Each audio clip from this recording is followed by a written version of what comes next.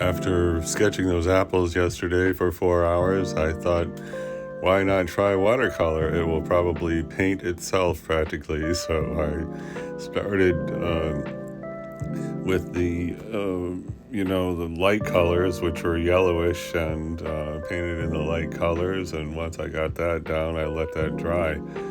Next, I wanted to add the red, which, is kind of mingling with the yellow-green, but anyway, since it was dry, and then paying special attention to that one shadow that was the challenge in the sketch, and so try to get the, basic form there, let that dry, and so now I got the red. The red's not that popping in the apple on the right. Anyway, next I thought, well, let's have a nice pastel background just because that will help us with depth, and we don't want, two floating in outer space apples.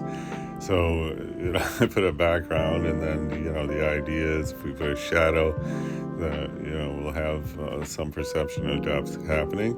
So continue working, and here I wanted to use bold colors and not be wimpy with the colors.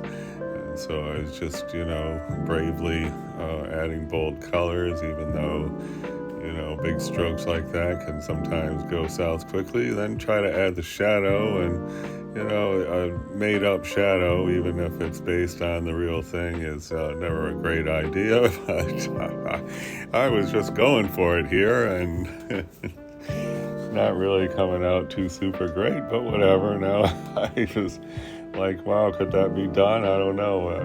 The apple on the right, where the stem connects, it just seemed to be missing something. So I thought, well, let me just put a little, dash of green in there. And so the green looked kind of dark. I blotted it up.